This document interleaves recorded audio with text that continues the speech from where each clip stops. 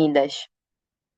Meninas, dando início à nossa aula, eu gostaria de perguntar para vocês, já estamos caminhando para a nossa penúltima aula do curso, mas eu queria perguntar para vocês o que vocês têm aprendido até aqui com esse curso que é tão específico sobre as mulheres das Escrituras e Jesus Cristo. O que que vocês tiveram de aprendizado? O que que vocês conseguiram alcançar com a participação nesse curso?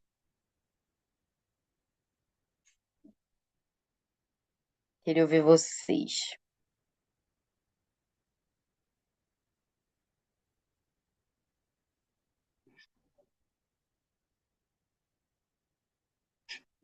Posso falar um pouquinho? Eu acho que é sempre bom a gente relembrar o papel das mulheres, né, dentro do Evangelho. Então, às vezes a gente esquece um pouco disso, né? É, é muito bom a gente perceber que existem qualidades, né, nessas mulheres que a gente também pode adquirir, se a gente procurar, né? É, então, eu, eu sinto que eu posso ser melhor sempre que eu assisto uma das aulas, né? Das mulheres das escrituras, eu sinto que eu posso ser melhor, eu sinto que eu posso melhorar, que existiam mulheres muito que fizeram realmente a diferença, né? Então, eu acho que é isso, de lembrarmos, né, que a gente também é especial no plano do Senhor e que a gente também tem potencial de ser melhor a cada dia. Obrigada, Jaqueline. Um belo lembrete, né? O curso. Muito bom. Alguém mais, pessoal? Eu amo muito esse curso. Desde o início, assim, quando ele foi anunciado, meu coração palpitou. E ele foi exatamente tudo aquilo e muito mais, né, do que eu esperava. Saber que o Salvador, ele confia, né, o quanto que ele confia nos seus discípulos e as histórias das mulheres, elas me dão muita força. É um grande exemplo de fé, de obediência, né? E todas essas coisas assim me dão muito mais energia para poder caminhar. Ótimo. Obrigada, Daniele. A Jaqueline falou um pouco sobre lembrar, né? Então, existe, dentro das escrituras, existem exemplos de mulheres que às vezes são esquecidas por nós. E as escrituras, elas estão ali para que nós possamos extrair alguns princípios para nós para aplicar na nossa vida. Então, esse curso tem o objetivo realmente fazer a gente lembrar dessas mulheres. E a Dani, ela trouxe uma coisa muito importante que eu sempre reforço com vocês, né? Aqui, nestas aulas e nesta aula hoje, né? Hoje vai ser uma aula também que a gente vai fazer isso, mas é que vocês pensem qual é o atributo dessa mulher que eu posso aprender e aplicar na minha própria vida. Então, a Dani falou, né? Fé, a gente encontrou exemplos de fé, perseverança, humildade, de sabedoria, de fidelidade. Então, foram todos atributos de mulheres reais que já viveram e foram discípulas fiéis de Jesus Cristo. E esse curso ele é Jesus Cristo e as mulheres, né? Das Escrituras. Então, mostra também que todas elas tinham um relacionamento com Jesus Cristo. E qual a diferença delas para a gente? Na teoria nenhuma, porque também nós estamos aqui dispostas e nos esforçando para ser discípulas de Jesus Cristo. Então, temos direito a um relacionamento com Ele. E já, né, nos caminhando aí para o final desse curso, nós já falamos da Bíblia, tanto do Velho Testamento quanto do Novo Testamento, falamos de mulheres do livro de Mórmon, e estamos agora observando e aprendendo as mulheres de doutrina e convênios. São mulheres, às vezes, um pouco desconhecidas. Essa, por exemplo, para mim, ela era desconhecida. E eu acho que para a maioria de nós aqui, né? Mas o nome desta mulher é Viena Jacques. É a mulher que nós vamos estudar um pouco hoje. Alguém aqui já conhece a história dela ou não? Da irmã Viena? Eu nunca tinha ouvido falar, tá bom? Mas eu já tinha ouvido falar do pai dela. Esse é famoso. E eu trouxe aqui para vocês o nome dela, né, irmã Viena, e eu gostaria, como eu imagino que tenhamos pouca informação dela, né, na nossa memória, mas eu gostaria que nós pudéssemos ler um pouquinho da história dessa mulher.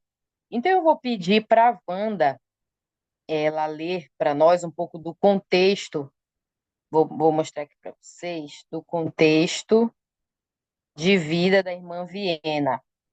E aí nós vamos debater juntas sobre o que podemos aprender, tá? Deixa eu ver aqui. Tá aqui. Pode ler. Os dois primeiros parágrafos, por favor, Wanda. Tá ok. Viena havia se mudado para seu novo lar no condado de Jackson, no Missouri, há apenas 6 semanas, quando a violência contra os santos reiniciou na região. Grupos organizados invadiram casas, estupraram mulheres, destruíram lares e assassinaram muitos dos santos, demandando que os santos saíssem das áreas em que viviam, deixando suas propriedades para trás. Viena, de 46 anos de idade na época, viu seu pai, Edward Patridge, bispo da ala da cidade, ser coberto em piche e penas, juntamente com outros. A multidão enfurecida destruiu a imprensa da cidade e jogou materiais impressos pela janela, incluindo o livro de mandamentos. Vendo todos aqueles manuscritos na lama, Viena se ajoelhou, tentando juntar as páginas, e salvou boa parte dos documentos da igreja, hoje reunidos na série de documentos do projeto Joseph Smith Papers, compilado e restituídos com a ajuda de mais membros generosos. Diante desses parágrafos aí, qual era o contexto que Viena estava inserida na época lá, quando ela decidiu ser membro da igreja? Qual era o contexto ali?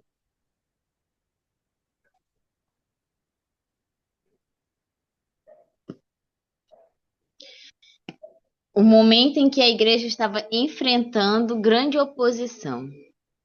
Então, as pessoas, olha só as coisas horríveis que as pessoas estavam fazendo contra os santos. Então, demonstrar sua fé naquele momento não era fácil.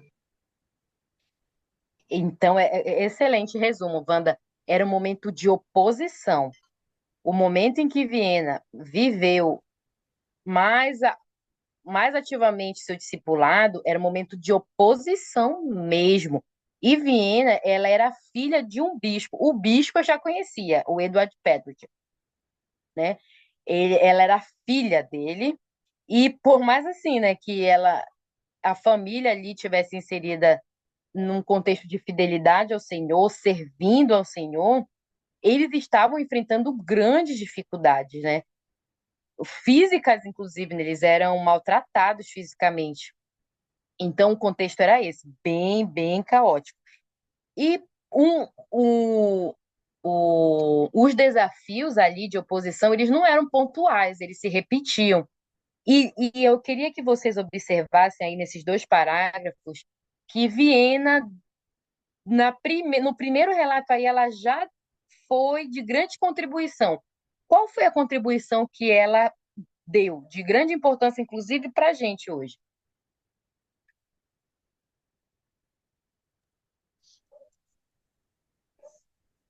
Ela salvou boa parte dos documentos, né, que tinham sido espalhados. Exatamente, ela salvou, inclusive, quando a turba lá chegou, eles jogaram livros ditos como escrituras para a gente, né? Que era o livro de mandamentos e também outros documentos da igreja que são super importantes. e ela foi lá e salvou esses manuscritos que tinham se jogado na lama. E assim, ela não era jovem, assim, né? Na nossa, por exemplo, na faixa etária do Jazz, ela já tinha 46 anos de idade. Ela era uma mulher solteira, tá? Então tá bem aqui, ó, para vocês gravarem, né? Ela era uma mulher solteira. Ela conheceu os missionários com 44 anos. E ela já fazia parte, né, antes de conhecer a igreja, de uma outra denominação, mas ela sempre buscava mais conhecimento e isso fez com que ela aceitasse o livro de Mórmon. E também, na época, já se existia uma resistência a acreditar em Joseph Smith, né? No chamado profético de Joseph Smith.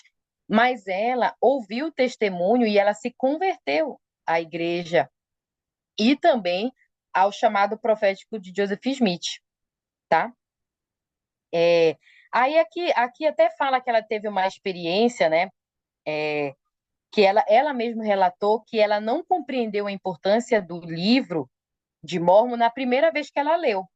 Mas uma noite, ao orar, ela teve uma visão do livro de Mórmon, o que lhe fez pedir em oração ao Senhor pela revelação da veracidade do livro. E aí ela soube, ela recebeu a resposta e viajou para a cidade de Kirtland para poder encontrar com o profeta e lá ela se batizou, tá? Então, assim, a Viena, ela foi uma convertida, né?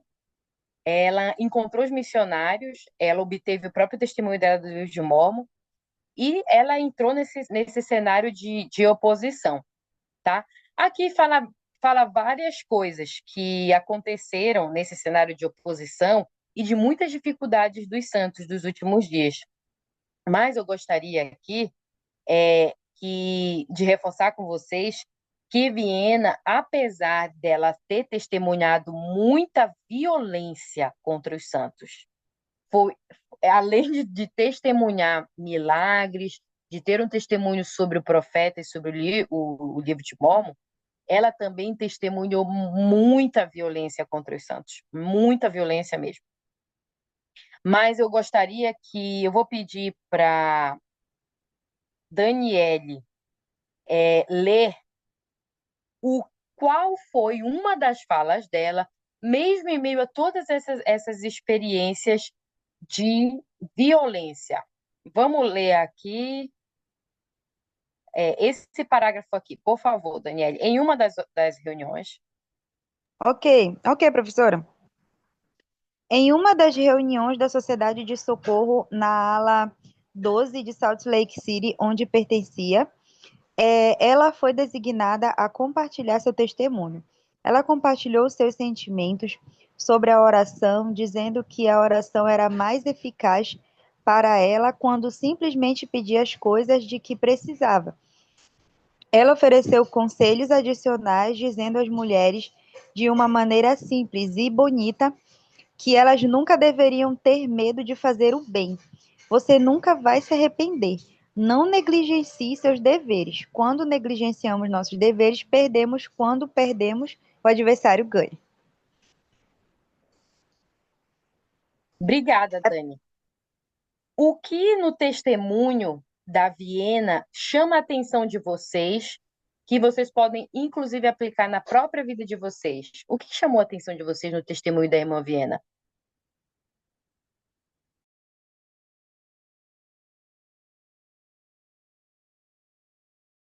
O modo como ela ensinou a orar. Quando ela fala que simplesmente pedia as coisas de que precisava. O modo de oração, simplesmente pedir as coisas do que precisava. Vocês já tiveram alguma experiência em que vocês talvez se sentiram nesse cenário de oposição? Contra pode ser uma oposição até mesmo por vocês serem membro da igreja e que a oração, a oração de vocês foi fortalecida?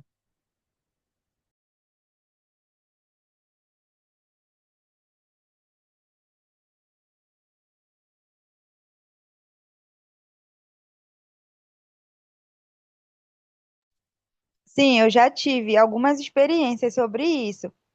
E todas as vezes que eu tenho esse tipo de experiência de oposição referente à minha religião, eu sempre sinto o espírito me pedir muito para ficar em silêncio, para silenciar, para que eu não entre em embate ou discussão.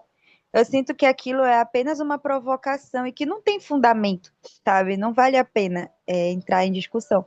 E realmente depois sempre acontece algo em que é notório, é notável que a luz de Cristo ela tá ali na minha vida, sabe? Eu sempre consigo, como acho que numa, não sei se seria a palavra correta assim, é como se quando eu silenciasse, logo depois eu saísse por cima, sabe? Acontece sempre alguma coisa onde é notório. Por exemplo, alguém falar que não está, por exemplo, dando certo o meu trabalho, porque eu não estou trabalhando bem, e logo em seguida havia uma oportunidade de eu mostrar o meu trabalho, de eu apresentar o meu trabalho e fazer ele muito bem. Excelente. Muito obrigada, Daniele. Alguém mais extrai algum outro princípio do testemunho da irmã Viena? Além do, a gente já comentou sobre oração, né? Mas tem algum outro princípio que chama a atenção de vocês? Eu gostei quando ela fala aqui sobre nós não negligenciarmos os nossos deveres, porque quando nós fazemos isso, perdemos. E quando nós perdemos, quem ganha é o adversário, porque nós somos a mão do Senhor aqui na terra, não é? Ele precisa de nós e ele, na verdade, ele precisa não, ele deu a nós a oportunidade de fazer o bem, de fazer algumas coisas aqui na terra para nos refinarmos também, né? E para que a sua obra cresça. E quando a gente deixa de exercer, talvez, algumas dessas funções que ele preparou para nós, é o adversário que ganha, porque a obra fica empacada, porque nós deixamos de cuidar de alguém, de cumprir algum chamado, alguma coisa dentro da igreja que poderia nos ajudar a crescer. E isso a gente pode levar para todos os ramos da nossa vida, inclusive para o nosso trabalho. Quando a irmã falou, eu me lembrei, de que assim, eu sempre oro pelo meu trabalho, que eu gosto muito do meu trabalho. Mas eu lembro que também quando eu trabalhava na Santa Casa, tinha muitas situações, né? Porque lidar com muita gente, pessoas doentes, assim, você fica. O coração cristão só vai pro espaço, né? E ainda mais com muitas crianças, que era uma entrada muito grande, e por muitas vezes eu passei por cima de algumas regras para tentar ajudar algumas pessoas, e eu só orava, Senhor, bota a mão na frente, porque assim, poderiam ser em situações em que a instituição falaria, nossa, mas não é nossa entrada, e não sei o que, e não sei o que. Mas era assim uma questão de necessidade tão grande que a gente falava com alguém superior para tentar conseguir ajuda para aquelas pessoas, mas era um pouco arriscado, né? O mais fácil era só dizer, não tem como resolver teu problema, não tem como te ajudar aqui. E aí o Senhor sempre abençoava. Realmente eu sempre colocava muito na mão do Senhor. O Senhor sempre abençoava de alguma forma para que essas situações não viessem a me prejudicar, sabe? Já que estavam sendo utilizadas para ajudar outras pessoas. E é isso. Então, que nós façamos o nosso dever da melhor maneira possível. E isso vai ser honra para o Senhor, porque quando nós professamos que somos membros da igreja e a gente faz o nosso trabalho desleixado, a gente cumpre nossas tarefas de forma desleixada. Qual é o nosso exemplo como cidadãos, né? Como pessoas que professam Cristo? Acho que é isso. Excelente. Obrigada, Wanda, ficou claro. E, de novo, né, eu reforço com vocês o testemunho da irmã Viena. Existem alguns deveres e alguns bens sem ser bens materiais, né? Mas algumas oportunidades de fazer o bem que são indiscutíveis, né? E que elas, se a gente executar, nós vamos ser muito abençoados. E, às vezes, executar esse bem parece assim, ó, óbvio, né? Ah, mas se é uma coisa boa, como é que alguém vai se opor para que eu faça alguma coisa boa? Mas existe sim, dentro da obra do Senhor, do Evangelho, da nossa própria vida individualmente, momentos em que nós vamos ser provados sobre fazer o bem, sobre cumprir um dever. E a irmã deixa muito claro seu testemunho, né? A irmã morreu com 96 anos, ativa, autossuficiente e com o testemunho firme de que não tenha medo de fazer o bem. Nunca deixe de cumprir seus deveres, você nunca vai se arrepender disso. Que testemunho, né, irmãs? De que a gente nunca vai se arrepender se sempre escolhermos fazer o bem. E aí, eu gostaria de ouvir de vocês, antes da gente passar por uma escritura que eu gostaria que nós lêssemos, mas que bem, hoje em dia, às vezes é difícil da gente executar, mas que não vai nos causar arrependimento se a gente o fizer, na opinião de vocês.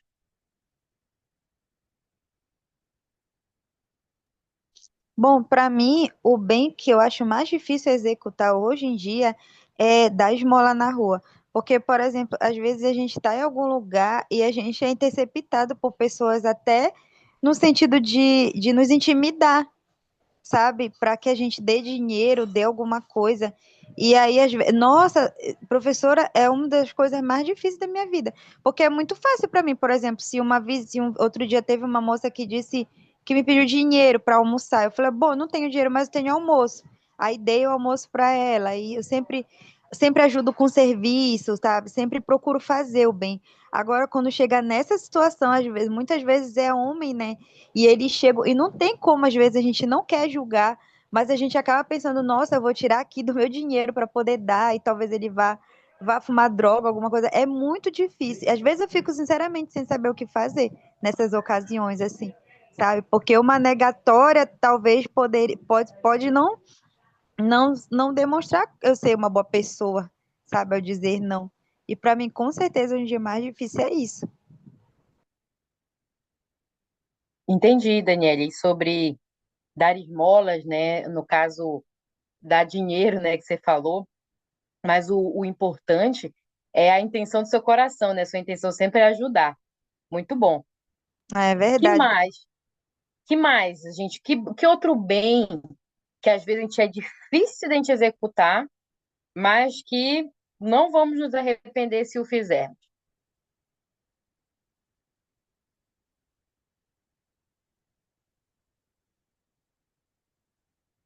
Deixa eu olhar o meu chat. Tá.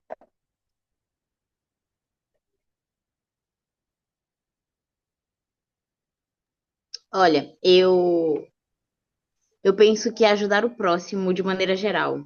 Assim, tirar um tempo para você ajudar alguém, para você visitar alguém. Não é algo muito simples no nosso dia, na nossa atualidade, porque nós estamos muito ocupados, né? Não é nem uma mentira ou uma enrolação. Realmente nós estamos muito ocupados, estamos fazendo sempre muitas coisas. Mas quando nós fazemos essas pequenas ações, a gente volta com o coração cheio e nunca há arrependimento, né? Eu Excelente. acho que isso, servir as pessoas de alguma forma, de diferentes formas, nunca vai ser algo ruim. Vai sempre ter um benefício, mesmo que a gente se sacrifique um pouquinho, né? Não vou fazer isso agora porque agora eu vou tirar para visitar. Aqui na minha comunidade a gente tem muito ainda esse senso de ser próximos mesmo, de comunidade mesmo. Então, quando uma pessoa da família de alguém falece, é muito comum que as pessoas passem a noite lá velando aquele corpo, ajudem a família de alguma forma e deem esse apoio e visitem depois também, depois dos enterros. E isso é algo que eu fico assim, ai meu Deus, ir lá na casa dos outros, mas todas as vezes que eu tiro um tempinho, que eu vou lá, nunca me arrependo de ir lá, pelo menos dar uma palavra amiga, dar um ombro amigo, partilhar daquele momento, daquela dor daquela pessoa. Obrigada, Wanda. Me fez lembrar, né, que às vezes eu já tive o sentimento, né, principalmente na minha juventude, um pouco mais jovem, né, de não entender o porquê que às vezes eu tinha que servir. E às vezes eu achava que o meu problema, eu estava com um problema tão grande no momento, que isso me impediria de fazer este bendito bem, né? De ir lá visitar, ou de ir lá servir, ou de ajudar um familiar. Eu achava assim, não, quando eu tô com problema, eu tô isenta de fazer isso. Mas eu percebi e, e eu lembro, né, assim, agora com a Wanda comentando, eu lembro que em alguns momentos foi nessa atitude de servir que eu encontrei a solução para o meu problema. Mesmo que a solução para o meu problema naquele momento fosse um consolo. Então, eu realmente sim, sou testemunha de que nós nunca vamos nos arrepender de fazer o bem.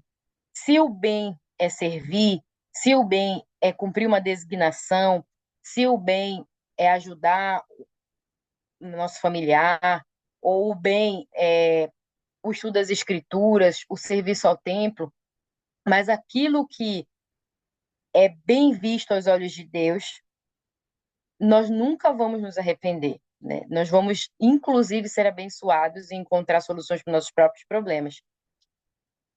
E uma das coisas, né, que eu penso que alguns de nós podem enfrentar, eu lembro de uma experiência da minha mãe, né? A minha mãe, ela conheceu a igreja com 18 anos, dentro de uma família católica, né? E eu, óbvio, não era nascida na época, mas a minha mãe, mesmo solteira,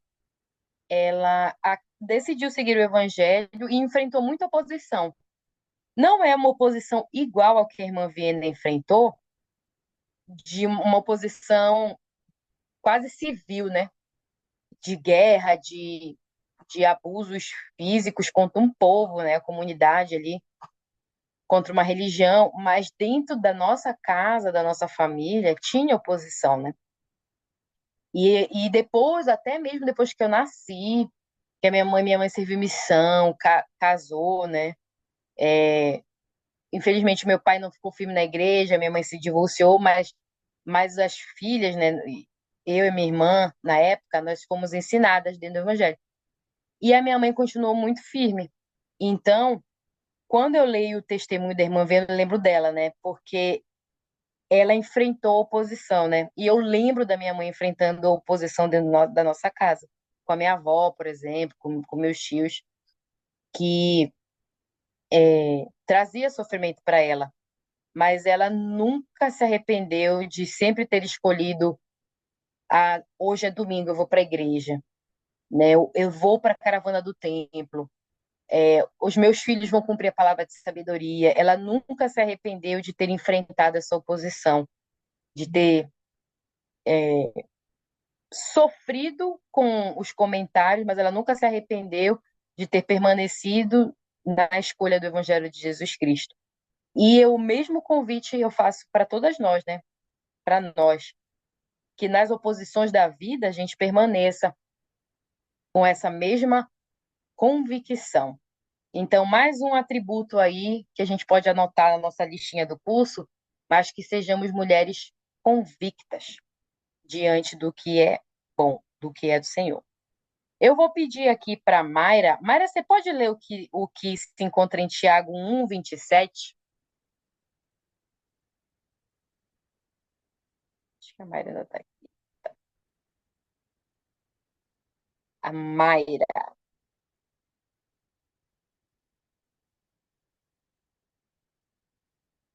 Acho que está no mudo, Mayra.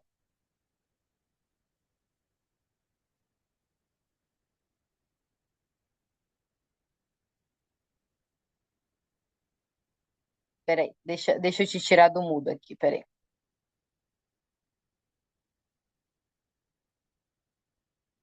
A gente não. Eu consigo ver que você está falando, mas não está no mudo ainda.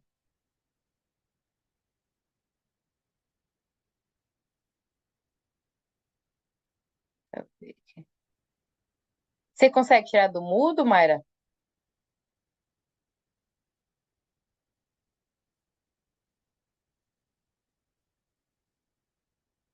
Ó, eu vou deixar então, Mayra, vou pedir para a Jaqueline ler para nós, E aí no próximo, se você conseguir tirar do mudo, aí você avisa a gente aqui que você lê o próximo.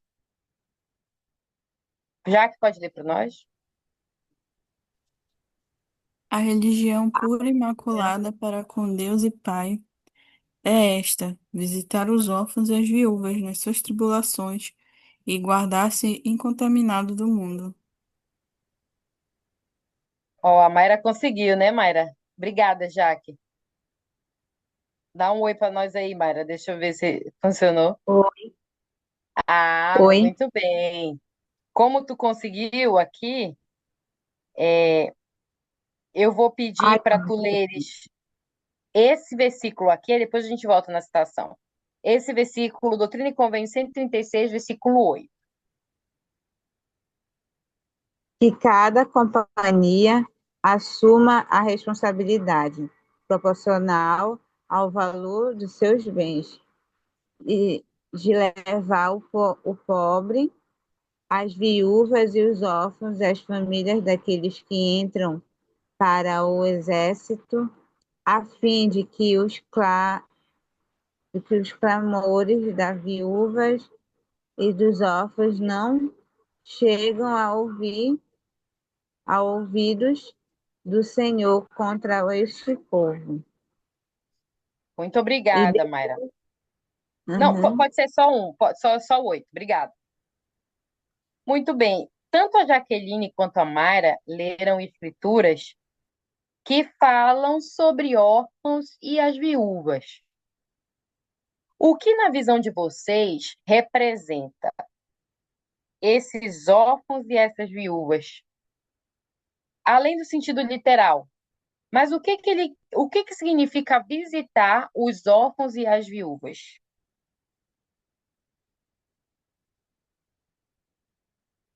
O que vocês acham que o Senhor quis dizer nessas escrituras? Visitar os órfãos e as viúvas. Rebeca, eu acho para mim que esse tipo de exortação do Salvador é para que a gente possa olhar pelos pequeninos, né? Porque se a gente vê pessoas que são órfãs e viúvas, elas acabaram, né, de perder ou não tem pessoas que possam ajudá-las nas suas necessidades mais básicas, né?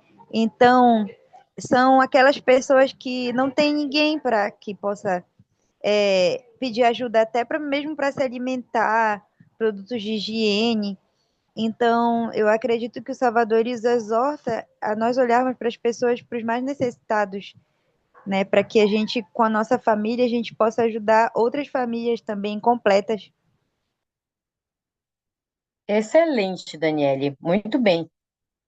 Além do sentido literal dos órfãos e das viúvas, que são pessoas que tendem a ter uma vulnerabilidade ali, né, com relação ao apoio, existem as pessoas que passam por necessidades. E o que vocês acham que o Senhor quis dizer quando lá em Tiago ele fala que se nós fizermos isso, ele ainda diz que isso significa puramente a nossa religião. Ele ainda diz isso, que visitar os órfãos e as viúvas é nossa religião pura. O que significa que ao visitar os órfãos e as viúvas, ou seja, os necessitados, eu vou me guardar de ser contaminado pelo mundo? O que vocês acham que significa essa escritura? Traduzam.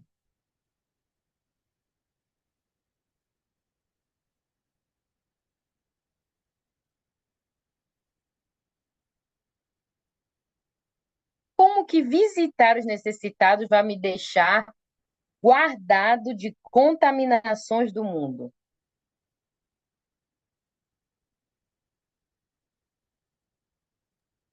Eu acho que quando nós estamos praticando o bem e nos preocupando com o próximo, dificilmente a gente vai estar se envolvendo em pecados. Então, é uma forma, uma proteção. Se eu estou envolvido em boas atividades, né, como diz lá a 10ª, esqueci qual delas, da última regra de fé, né? que fala que toda boa coisa é louvável, que nós devemos nos apegar a ela. Então, tudo que a gente estiver fazendo de bom também vai nos proteger das coisas ruins do mundo. E o que é que Jesus Cristo realmente nos ensinou? A servir o próximo. E eu lembro, é porque eu estava tentando lembrar de uma escritura aqui, que Cristo fala, eu não tô lembrando, mas eu vou lembrar, eu vou contar o contexto, acho que tem gente que vai saber onde é. Que ele fala que chamou uma parte das pessoas para sua direita, outra parte para sua esquerda, e que ele os separou, e que ele disse, os que estão à minha direita são aqueles que me vestiram quando eu estava nu, me visitaram quando eu estava preso, me alimentaram quando eu estava com fome. E eu acredito que essa escritura aqui, ela resuma esse geral de várias outras coisas boas que a gente pode praticar e que às vezes a gente não sabe para quem, né? As pessoas perguntaram para quem que elas estavam fazendo, como assim? Quando foi que nós te vimos nessas situações e não te ajudamos? Mas ele disse que todas as vezes que nós não fizemos ou fizemos a um daqueles pequeninos, nós estávamos fazendo a ele. Então, nós estamos nos protegendo e fazendo o trabalho para o Senhor, não é? Como fala lá a escritura de Mosias também, né? Sempre que estás a serviço do teu próximo, tu estás a serviço de Deus. Obrigada, Wanda, pelo comentário. Jaque, É exatamente isso mesmo que a Wanda falou, né? Eu acredito que quando nós temos esse olhar mais sensível para as pessoas, a gente se conecta, né? Mais com o Salvador. Então, é, não tem como a gente viver nesse ambiente sagrado e não ser mais parecido com Cristo. Então, eu acho que as nossas ações, as nossas atitudes, elas vão determinar, né? De que lado nós estamos. Então, se nós ajudarmos essas pessoas, se nós estivermos dentro desse contexto, né, de, de, de se preocupar, de estar ali, sendo esse apoio, de estar servindo mesmo como Cristo, realmente a gente vai estar guardado das coisas do mundo. muito obrigada, Jaque. É simples, né, irmãs? É simples de explicar, né? A verdadeira e pura religião. É o amor ao próximo e que Tiago quis dizer é isso, né? É que quando a gente visita os órfãos e as viúvas, os necessitados, a gente dispõe do nosso sentimento por eles também, nós damos menos espaço àquilo que contamina o nosso espírito. Então, nós estamos menos dispostos às coisas erradas. Então, mais um princípio aí, né, para nós anotarmos. O que eu posso, para refletir, né? Será que existe alguma contaminação que está me incomodando atualmente na minha vida e que a solução possa ser o serviço dedicado, né, aos necessitados? O que eu posso fazer para me engajar ao cuidado, né, dos órfãos, dos aflitos, enfim? Porque esta, sim, é a verdadeira e pura religião. Como que está a minha ministração, né? Que bom que o sistema da nossa religião, ele já nos ajuda a servir. Ele já dá ali uma chance de reduzirmos essa contaminação do mundo ali, né? Dando algumas designações de serviço para a gente. E isso nos mantém ocupados e afastados das coisas do mundo, né? Que bom. Mas avaliem o coração de vocês, né? O nosso coração. Como que será que está o nosso coração para atender às necessidades das outras pessoas, tá? E pensem, né? Será que não é isso que me falta para me ajudar a vencer alguma contaminação que tem me incomodado? E uma grande lição, né, que a irmã Viena deixa para nós é ser um exemplo de fé em tempos difíceis. Então, mesmo em tempos difíceis, a escritura que nós lemos foi em Tiago, a Mayra leu uma escritura de Doutrina e Convênios. Ali, a comunidade da igreja, eles se organizaram para atender os necessitados. Ali, literalmente, era atendimento aos órfãos e às viúvas, né? E eles organizaram, inclusive, os bens materiais que eles tinham. Então, mesmo em tempos difíceis, há a oportunidade de ser um exemplo de fé. Tem mais uma citação que eu gostaria de que nós pudéssemos ler, né? Isso daqui é sobre serviço. Vamos lá. O Elder Richard Evans, ele traz uma citação muito legal para nós, ainda sobre esse tema do serviço. Daniele, você pode ler para nós? Sim, professora, claro. Nós que somos jovens, jamais deveríamos nos tornar tão completamente absorvidos por nossos próprios interesses, a ponto de nos esquecermos que ainda há entre nós pessoas que viverão envoltadas na solidão, a menos que as deixemos participar de nossa vida, da mesma forma que elas um dia deixaram que participássemos da sua. Não podemos trazer-lhes de volta as manhãs da juventude, mas podemos ajudá-las a tornar o brilho do, do poente mais belo com nossa consideração, cuidado e amor ativo e sincero. A vida em sua plenitude é um ministério amoroso de serviço de geração para geração. Deus permita que os que nos pertencem jamais sejam abandonados à solidão. Obrigada, Daniele. Eu gostaria agora que vocês tirassem alguns segundos, vou dar para vocês refletirem sobre o nome de uma pessoa que talvez esteja envolta em solidão, hoje ou há muito tempo. Mas pensem aí, alguns minutos, alguns segundinhos aí. Pensem em uma pessoa que talvez esteja envolta de solidão. Pensem aí em uma pessoa.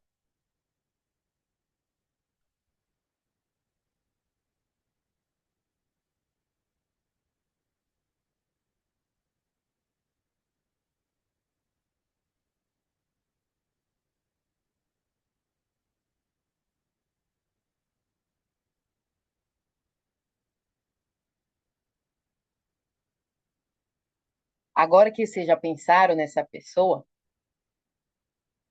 que maneiras, essas você podem compartilhar, mas de que maneira você pode ajudar essa pessoa que está em volta ali de solidão, ou que está passando por um momento em que está se sentindo sozinha para enfrentar alguma dificuldade. O que vocês podem fazer para ajudar essa pessoa? Eu gostaria de ouvir.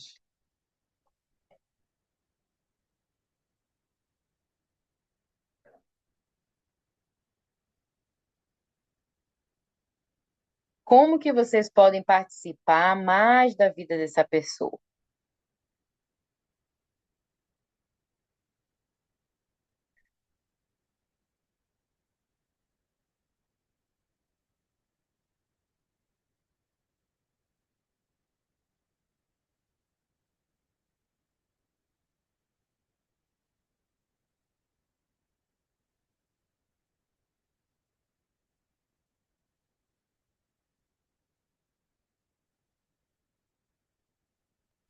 Professora Rebeca, eu acho que atitudes simples são muito eficazes nestes casos, né?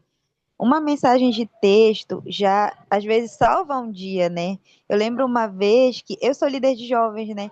Eu lembro uma vez que eu mandei mensagem para uma jovem e ela relatou para mim que ela estava passando um momento muito difícil na vida dela, inclusive pensando em tirar a própria vida.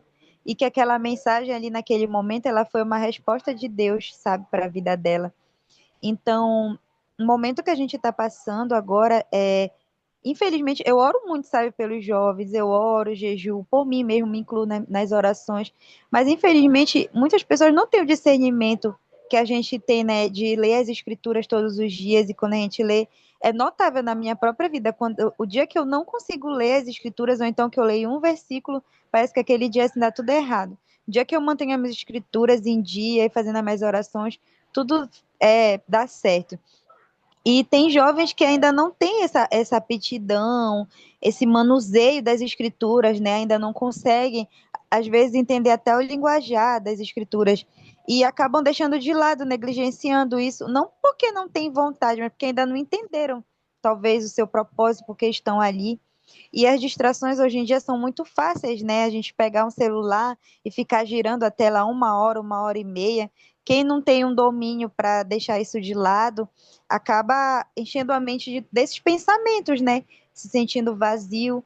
Então, quando a gente vai ali e manda uma mensagem de texto para o colega, pergunta se ele está bem, se está precisando de alguma coisa, marcar o encontro. Tem tantas atividades salutares, né, que a gente pode fazer gratuito. Perto da minha casa tem a Estação das Docas, o Porto do Futuro. Eu sempre convido as minhas amigas para irem lá, às vezes até para andar de patinete. Isso faz uma diferença muito grande na vida da pessoa. Eu acredito que a nossa presença, o nosso tempo, que é o nosso maior bem, ele ajuda bastante pessoas que estão nesse momento de solidão. Obrigada, Daniele. Você falou, né? Nosso maior bem, que é o tempo, se a gente dedicar ali, nem que seja uma mensagem, faz diferença para alguém que se sente sozinho, né? E dedicar, às vezes, até um tempo a mais, além da mensagem, se eu tenho tempo de ter um contato pessoal, que no mundo tão virtual, hoje em dia, né? Mas ter um contato pessoal, com certeza, vai fazer as pessoas se sentirem menos sozinhas. Mas alguém pensou em algo que pode fazer para ajudar essa pessoa?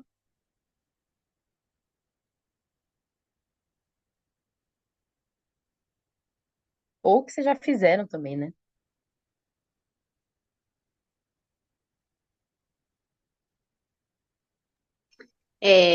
Você falou sobre o contato pessoal, porque tem uma conhecida minha que está passando por uma situação de perda e eu fui visitar apenas uma vez. E depois disso eu só mandei mensagens para saber como ela estava e sempre prometo que vou fazer uma visita presencial. E aí essa aula me fez refletir, né, de como que eu posso sim, eu devo tirar um tempinho e ir lá visitar, porque eu sei que ela está num momento de solidão, num momento de tristeza, num momento em que nada pode substituir, né, mas que ter uma visita, um amigo para conversar pode ajudar muito ela. Então, eu acho que é isso que eu tenho que fazer. Foi isso o meu maior aprendizado hoje, nesse final aqui, sobre quais atitudes tomar com esse conhecimento. Acho que fazer isso. Tirar um tempo real e ir lá. Muito obrigada, Wanda. Para terminar, meninas, eu gostaria de lembrar de uma palavra que eu enfatizei, que é um atributo, né? Convicção. Eu vou pedir para a Jaque ler para nós, aqui no Google da vida, né? Qual é a definição de convicção? A primeira só, tá, Jaque? Tá bom. Vou tentar ler aqui, que tá bem Ah, é que pequenininho. tá pequeno, né? Desculpa, foi mal. Tá melhor? Tá ótimo. Crença ou opinião firme a respeito de algo, com base em provas ou razões íntimas, ou como resultado da influência ou persuasão de outrem. Convencimento. Boa. Uma das características ditas para a irmã Viena era de que ela era uma mulher convicta. Isso significa que ela tinha uma crença forte, com base em provas, mas ela tinha uma crença muito forte a respeito de algo. E baseado nisso, eu gostaria de finalizar hoje falando para vocês algumas palavras da irmã Linda, que ela fala sobre o que é uma mulher convicta. A gente sabe o que é ser uma mulher com fé, humildade, sábia, atributos que às vezes são mais conhecidos. Mas o que significa ser uma mulher convicta, na opinião de vocês? O que significa isso? Ser uma mulher convicta. Se vocês pudessem resumir em uma frase.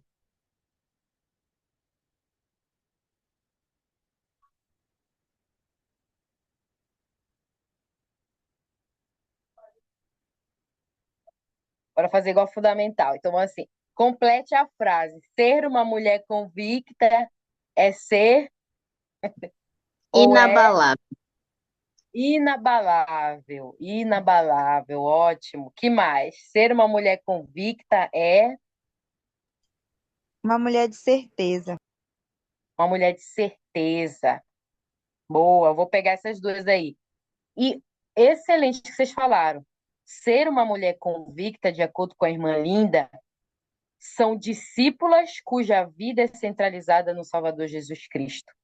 E eu me sinto muito feliz quando eu escuto que quando vocês falam, né, quando eu leio as escrituras, quando eu oro, e isso é prioridade no meu dia, isso é um sinal, meninas, de que vocês estão colocando Jesus Cristo no centro. Então, às vezes, as pessoas mistificam o que é isso, sabe? Então, vamos desmistificar um pouco. O que é ter uma vida centralizada no Salvador Jesus Cristo? É nas escolhas diárias, nós vamos escolher fazer aquele bem lá que a irmã tanto testemunhou. É fazer aquilo que o Salvador Jesus Cristo faria, aquilo que me aproxima do meu relacionamento com Ele, aquilo que fortalece o meu relacionamento com Ele. Então, mulheres convictas são isso, são mulheres centralizadas no Salvador Jesus Cristo. E assim, isso envolve várias coisas, né? Aqui ela até detalha, né? Tem muitas mulheres que tiveram que se dedicar ao ministério. Isso é um símbolo de centralizar Jesus Cristo na nossa vida. Quando vocês cumprem o chamado de vocês, quando eu cumpro os meus chamados também. Aqui ele fala sobre convênios. Então, são mulheres, quando eu digo assim, sou uma mulher convicta, será que eu tenho a minha vida centralizada em Jesus Cristo? Será que eu estou guardando os convênios que eu fiz com Ele? Eu estou disposta a fazer sacrifícios, se preciso, para cumprir o bem, né? Então, reflitam também sobre isso. E aqui, né, eu acho muito interessante que ela fala que mulheres convictas, elas estão se preparando para voltar à presença do Senhor. Então, o tempo de preparação, nós já sabemos que é agora, né? Hoje é o tempo de preparação. E como é que hoje a gente está falando de mulheres que viveram muito tempo atrás, que não estão fisicamente mais aqui, mas são mulheres que estiveram em preparação. E como que hoje nós podemos continuar seguindo o exemplo dessas mulheres a nos preparar para a volta do Salvador Jesus Cristo, tá? Não precisam responder, né? Mas reflitam e façam metas sobre como que vocês podem se preparar cada vez mais e lembrar sempre do Salvador Jesus Cristo na vida de vocês. Né? E mais um atributo aí para vocês: convicção. Sejam mulheres, sejamos. Eu estou incluída nisso. Mulheres convictas, mulheres que, mesmo em meio à oposição, elas não deixam de fazer o bem e nem não descumprem os seus deveres, os deveres que estão associados a Jesus Cristo. É o meu pedido, né? Minha oração para nós, para nossas próprias vidas, e o meu testemunho, irmãs, de que nós vamos ser muito abençoadas, já somos, mas vamos ser cada vez mais abençoadas por termos convicção centralizada no Salvador Jesus Cristo. E é esta aula que eu deixo com vocês, em nome de Jesus Cristo. Amém. Eu vou Amém. pedir, obrigada. Eu vou pedir para